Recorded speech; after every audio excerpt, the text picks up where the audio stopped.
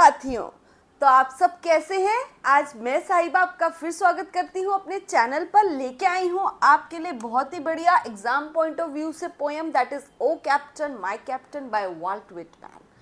सो आज हम करने जा रहे हैं जो poem that is O captain my captain. So इस पोम में basically this is written by this poem is written, ये किसने लिखी है, this is written by Walt Whitman, written by Walt Whitman in 1865। कब लिखी है उन्होंने, 1865 में। एंड पब्लिश्ड कब की है, and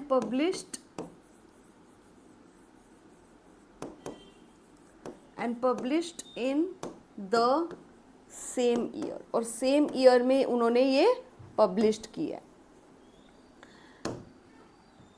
it was first publish, सबसे पहले ये पब्लिश हुई थी कलेक्शन में। किस कलेक्शन में, it was published in collection, कौन सा कलेक्शन था, फर्स्टली इन कलेक्शन नेम्ड, क्या कलेक्शन था नेम का, name, it was a sequel to drum taps, a sequel to drum taps।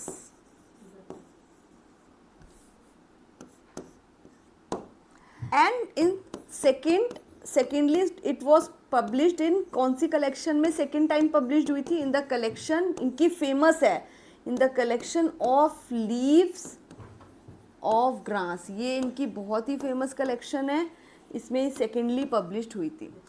अब पब्लिश्ड हुई थी 1871 में। It was based on the American civil war. ये जो पोएम है ये बेसिकली किसके इर्द गिर्द घूमती है, अमेरिकन सिविल वॉर एक इम्पॉर्टेंट इवेंट है इस पोम का। सो American civil war,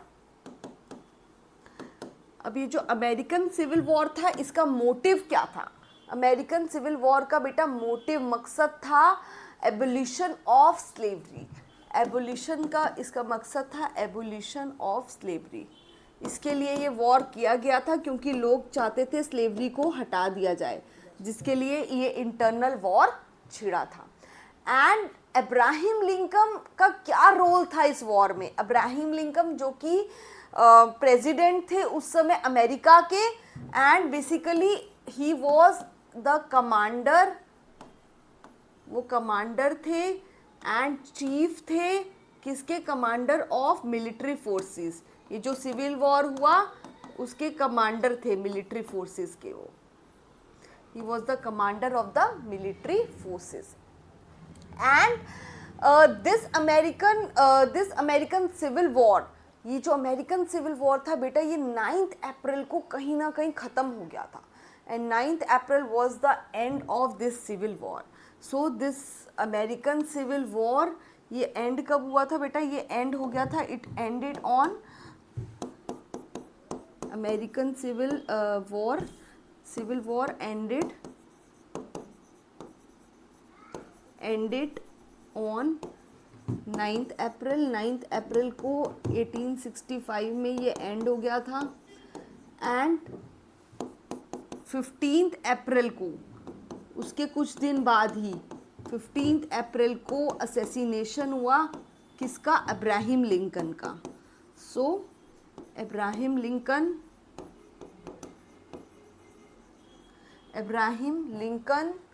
was assassinated,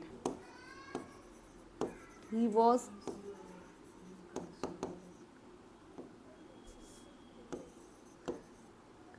assassinated। so Abraham Lincoln assassinated किए गए थे कब, 15 अप्रैल 1865 को। एंड बेसिकली द थीम, जो थीम था इसका किसका, इस पोम का जो थीम था वो था, it is a basically elegy, ये एक एलिजी है, मतलब किसी की मौत पे जो लिखी जाती है, दुख में लिखी जाती है, it is a elegy. So this poem is basically, this poem is elegy, ये एक एलिजी है which is written on the death of Abraham Lincoln. So this is written on the death of the president of America, that is Abraham Lincoln.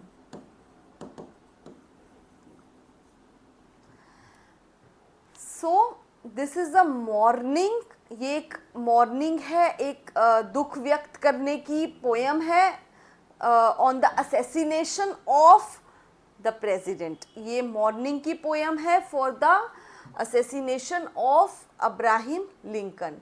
So it metaphorically, this poem metaphorically represents the end of American Civil War. ये metaphorically represent करती है Civil War का अंत, and the role of Abraham Lincoln को represent करती है कि क्या रोल था Abraham Lincoln का in preserving the United States, and इस रोल को भी represent करती है. And this poem theme, इसकी जो थीम है, जो इसकी नोट है पोयम की, दैट इज सॉरोफुल भी है एंड जॉयफुल भी है. क्यों सॉरो? इसलिए क्योंकि इनका जो प्रेसिडेंट है, इनका जो कमांडर है, इनका जो कैप्टन है, दे लॉस्ट हिम. और जॉयफुल क्यों है? Because of the victory in the civil war and the recipient and the receiving of peace, unity in the nation. अब पीस और यूनिटी आ गई थी, इसलिए लोग जॉयफुल फील कर रहे थे. Let's start with the poem. This is a 24 line poem. ये 24 line की बेटा poem है. And in this 24 lines इस 8 lines के क्या है? 3 stanzas हैं. ओ कैप्टन माई कैप्टन, किसको रेफर किया जा रहा है? वॉल्ट व्हिटमैन रेफर कर रहे हैं अपने कैप्टन को, यानी अपने प्रेसिडेंट को. दैट इज कौन थे उस टाइम पे? Abraham Lincoln. So this poem starts with O captain my captain. मेरे कैप्टन, अपने कैप्टन को वो रेफर कर रहा है. माई कैप्टन, अब हम अवर फियरफुल ट्रिप इज डन. अब हमारी ये जो भयावह यात्रा है वो खत्म हो गई है. भयावह यात्रा यानी fearful trip of civil war, journey of civil war जो हम यात्रा करते आए हैं वो अब खत्म हो गई है. द शिप हैज़ वेदर्ड, जो हमारी शिप है, शिप मतलब जो हमारा यूनाइटेड नेशंस है उसने फेस किया है. Weather means it has faced, the people of United Nations has faced every rack, every violent wind. Violent wind मतलब प्रॉब्लम्स को फेस किया है. The prize we sought is won, और जो हमने सोचा था मंजर वो हमें मिल गया है. मंजर क्या था? The preserving of peace and unity. दोबारा से पीस एंड यूनिटी, शांति को अमेरिका में प्रिजर्व करना, ये हमने अचीव कर लिया है. द पोर्ट इज नियर, अब जो बंदरगाह है, जो हार्बर है, वो हमें पास ही नजर आ रहा है. मतलब अपनी मंजिल बिल्कुल पास ही नजर आ रही है. बिल्कुल हम पहुंच ही गए हैं, मतलब अब मंजिल पे हम पहुंच ही गए हैं. द बेल्स आई हियर, अब तो मुझे ऐसा सुनाई दे रहा है कि जैसे हमारे लिए बेल्स बज रही हैं, घंटियां बज रही हैं. द पीपल आर एक्सल्टिंग, जो लोग हैं they are very cheerful, they are in a cheerful mood, they are applauding you. While follow eyes the steady reel, the vessel grim and daring. जो लोगों की आंखें हैं, they are watching, people are watching you. मतलब लोग देख रहे हैं, क्या देख रहे हैं? Base of the ship, base of the ship जिस पे पूरी ship खड़ी है. So basically it is talking about कि जो ship है वो stable है. किस पे stable है? अपने base पे, इस नील पे stable है. तो बेसिकली इधर मेटाफोरिकली स्टेडी नील क्या रिफ्लेक्ट कर रहा है? ये जो जिस बेस पे शिप स्टेबल है, कहीं ना कहीं लोग उसको देख रहे हैं. तो इसका क्या मतलब है? Basically it means that people are watching. क्या सिंबलाइज कर रहा है? कि पीपल देख रहे हैं stability of US. People are watching the stability of US under Lincoln's rule. Abraham Lincoln के रूल के अंडर जो लोग देख रहे हैं कि कितनी स्टेबिलिटी मिल गई है अब यूएस को. ठीक है. The vessel grim and daring, it means, what does it means? The vessel grim and daring, जो अमेरिका है अब वो सुरक्षित है. It is now being preserved. अब ये प्रिजर्व्ड हो गया, इसमें यूनिटी रिस्टोर हो गई है, पीस आ गया है, शांति आ गई. So it is talking about the peace that came after civil war. Peace जो आ गया था किसके बाद? सिविल वॉर के बाद. So the peace that came after civil war. अब बेसिकली ये जो लाइन्स है इसमें जो फियरफुल ट्रिप है, फियरफुल ट्रिप का क्या मतलब है? फियरफुल ट्रिप जो था, it is telling about the journey of civil war. Journey of civil war कहता है कि कैप्टन जो हमारी जर्नी थी सिविल वॉर की वो अब खत्म हो गई है. And the ship was weathered, यानी जो यूएस था उसने फेस किया है, द यूएस जो पीपल थे जो यूएस के, उन्होंने फेस किया है. क्या फेस किया है? एवरी रैक, यानी every violent wind. Violent wind इधर क्या है? Metaphorically it means problems. That America has faced every problem. The prize we sought is won. So prize क्या था? Peace and preserving of America, preservation of America. ठीक है. And the port is near. जो port है, जो harbour है, the harbour is near. And the bells I hear, the people are exulting, they are cheerful. And now they have achieved the prize. उनको अपना they have achieved the peace and unity. Now the America is stable. So basically इसमें जो figure of speech है उसकी भी बात कर लेते हैं. इधर apostrophe figure of speech used है. The figure of speech is apostrophe. And metaphorical metaphors का बहुत ज़्यादा यूज हुआ है, जैसे कि फियरफुल ट्रिप का metaphor. Fearful trip is a metaphor for journey of civil war. And steady keel किसको रिप्रेजेंट करता है? It is a metaphor for the stability. ये स्टेबिलिटी का मेटाफर है. Next. But O heart heart heart, oh the bleeding drops of red, where on the deck my captain lies, fallen cold and dead. Oh मेरे हृदय हृदय हृदय. oh the bleeding drops of red, यानी बहती हुई लाल खून की बूंदे. कहाँ? where on the deck, जहाँ मेरा कैप्टन लेटा है. कहाँ लेटा है मेरा कैप्टन? डेक पे, यानी शिप के डेक पे जहां मेरा कैप्टन लेटा है वहां लाल खून की बूंदे. Fallen cold and dead. और मेरा जो कैप्टन है वो लेटा नहीं है, वो क्या है? He is dead. वो मर गया है. क्योंकि उसकी बॉडी कैसी है? उसकी बॉडी बिल्कुल कोल्ड पड़ गई है. And dead. नाउ बॉडी का कोल्ड पड़ना यानी कि उसके शरीर से आत्मा निकल गई है. Now he has left the body. So ए मेरे हृदय हृदय, मतलब उसको दर्द हो रहा है, वो तकलीफ में है. देख के ऐसा scene, he is saying a मेरे हृदय हृदय हृदय.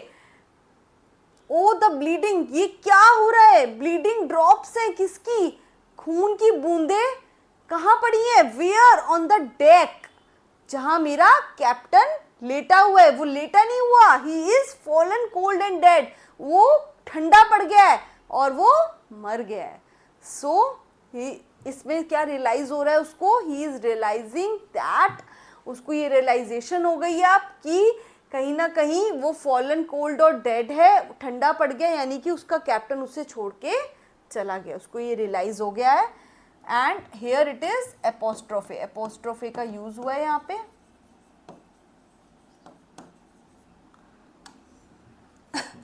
Oh captain, my captain, rise up and hear the bells.